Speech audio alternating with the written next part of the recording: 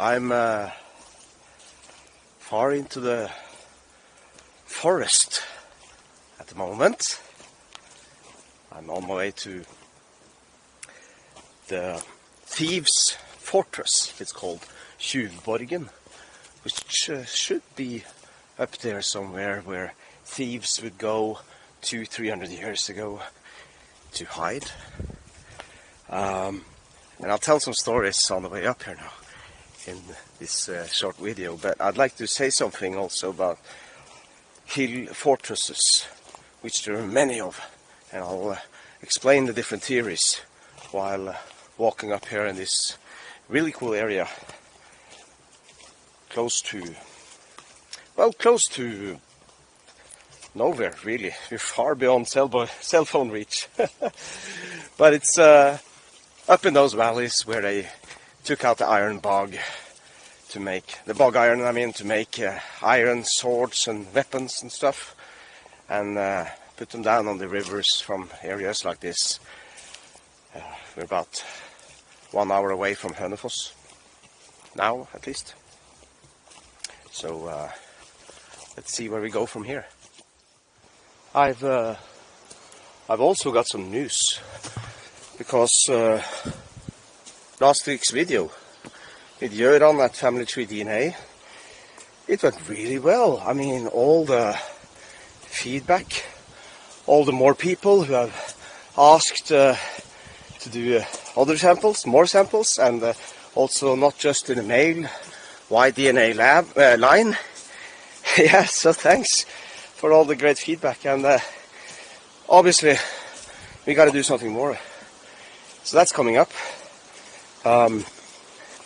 Maybe I should do a live stream also. Do you think so? Together with Göran at Family Tree DNA. We've been talking about it, and since it all went so well in our first video together, so maybe we can do that.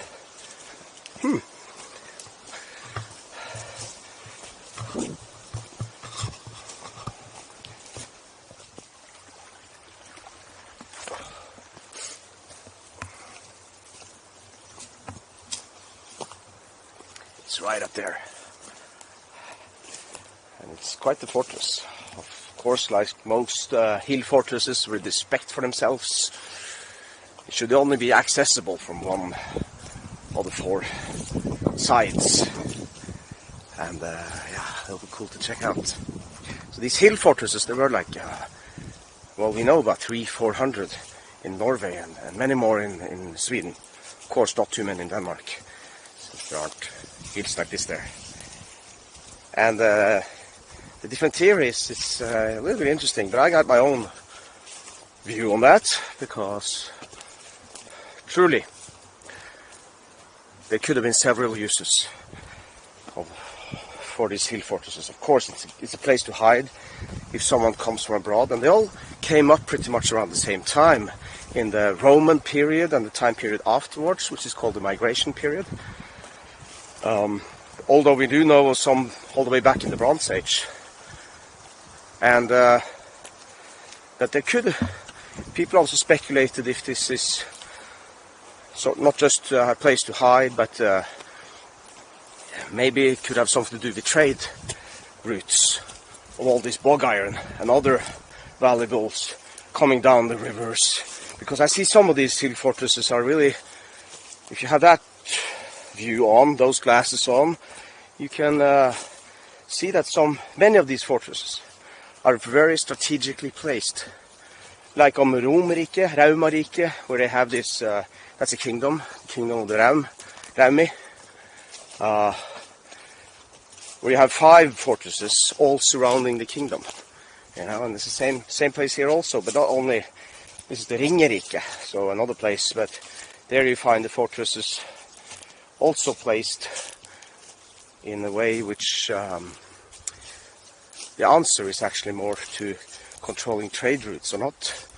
Maybe it's not trade, as I talk about in this live stream, maybe it's not trade routes, it's a production line of bog iron coming down all the rivers where they are centering. Oh, I gotta go through here now.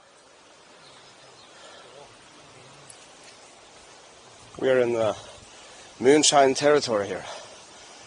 My friend who's with us on this trip up, his grandmother on the closest farm down here, she used to, in the wintertime, go down to the river, dig a hole in the ice and wash clothes there. Those were some other times. It's not too long ago. And his grandfather, he had of course moonshine equipment, but even the local police officer in the village, which is pretty far down the valley, he stored his moonshine equipment here at his grandfather. That's kind of territory this is, so this is perfect. Heading up to the Thieves Fortress now. So 3 centuries ago, there's this story about this girl from one of the villages below here.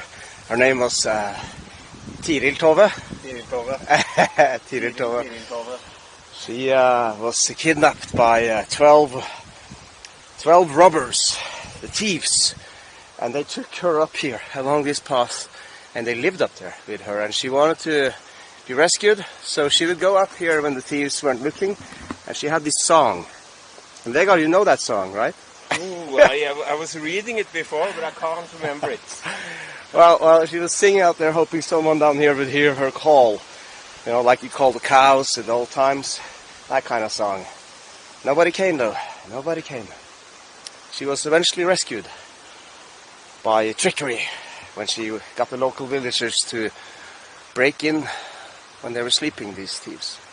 And since then, no thieves have lived in the forest here or in the Thieves Fortress. Ikke sant? All right.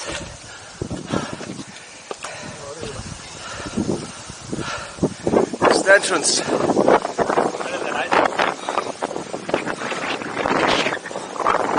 Woo!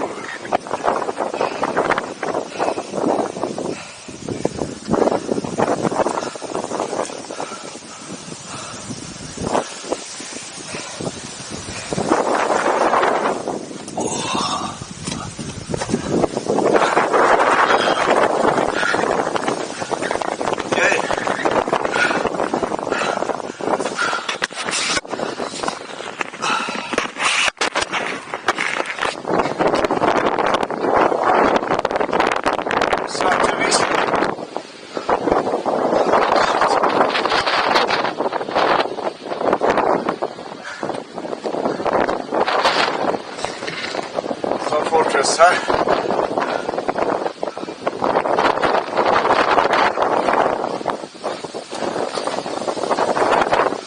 Ooh.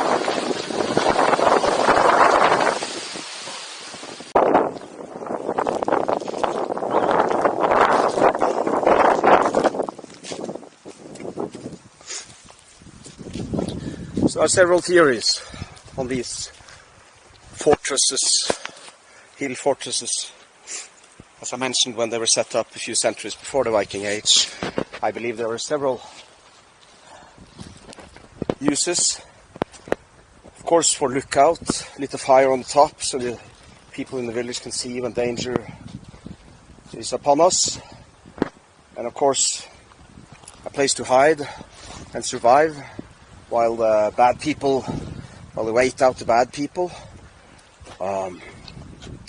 But I do believe when they came down the tributaries, the small rivers down from the valley sides on 500-600 meters with the bog iron, very valuable goods. When the water is high, it would come down, and I believe these, if you see some of these hill fortresses, they are very strategically placed in terms of that, and you can have some boys up there or something as lookouts when a new shipment arrives. It's a control of the production line, not a trade route. I don't think it was. I think it was a production line. And of course there were people with weapons who came down from further south, down towards Vegard there, to oversee these valuables coming down. And they needed to store it, and maybe they stored it at these hill fortresses while they waited for enough from the different tributary rivers so they get larger shipments down. And once they got down to where the kings lived, the shipments were really big. That's possible, of course, but I think it's a very sound theory. I'd like to hear your thoughts on it. Don't fall down. Very good. Don't fall down. So, it's in this area the thieves would run off to, obviously, and he saw the cave. And once they were caught, these thieves, instead of facing some kind of death penalty, beheading for kidnapping, they all ran off down that really steep hill. So I wonder what we can find down there. Yeah, so I hope you liked this trip here on a beautiful day. It's so warm, and we're going for a swim afterwards, of course. And to give you an update on the later videos coming up, I'm still waiting for this Arne Næss philosophy talk, just like I had with the daughter of Thor Heyerdahl, only with the widow of Arne Næss. I hope we can pull that through, but we're waiting for her to come to Oslo. And she's stuck in Hong Kong. So we'll see. So take care. And we're off further into the woods.